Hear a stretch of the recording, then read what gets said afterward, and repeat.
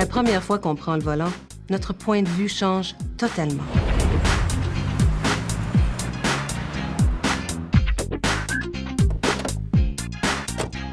De nouvelles responsabilités, de nouvelles choses auxquelles il faut penser.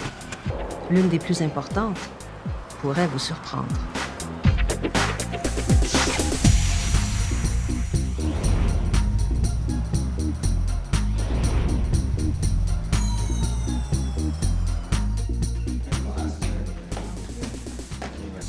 Je suis allée magasiner pour une voiture hier soir.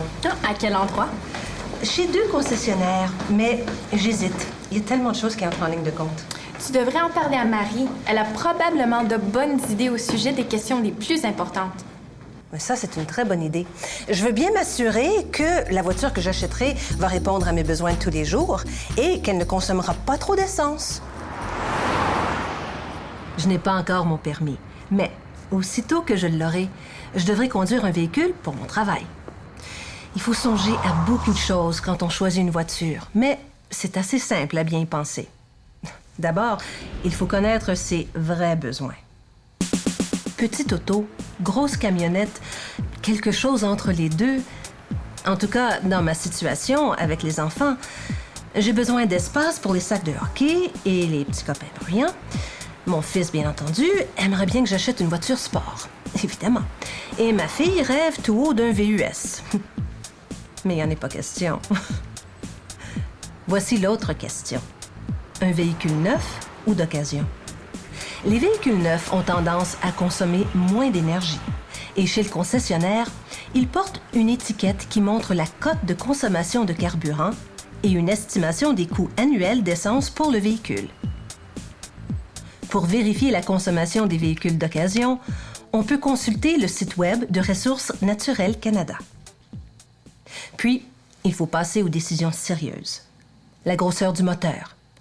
Il faut choisir le plus petit qui répond aux besoins. Le type d'entraînement.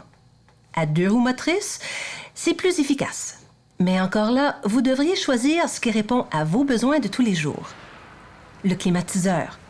Le démarreur à distance. Les sièges électriques.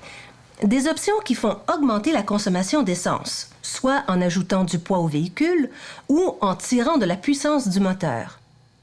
Tout cela a un effet sur le coût initial et sur l'efficacité énergétique. Prenons la transmission, par exemple. D'habitude, une voiture à transmission manuelle consomme moins de carburant.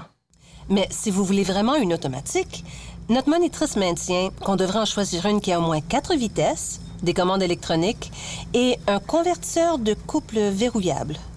Il me semble que c'est comme ça qu'on appelle ce truc-là. En tout cas, notre monitrice dit que ces dispositifs rendent le véhicule plus efficace. Quand j'ai commencé à me préparer pour acheter une voiture, j'ai découvert qu'il y avait beaucoup d'informations à m'apporter. Par exemple, le guide de consommation de carburant de Ressources naturelles Canada donne une cote de consommation à tous les véhicules.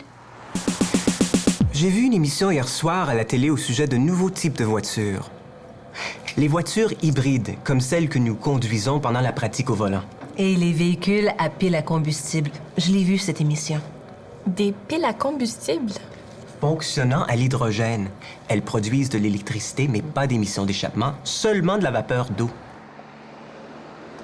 Les voitures à hydrogène ne sont pas encore disponibles sur le marché, mais elles s'en viennent. Les grands constructeurs sont en train de les développer. Je crois que ce sera mon dernier soir pour examiner des voitures. Le temps de décider est arrivé. Mais je crois que j'en sais assez maintenant pour faire un bon choix.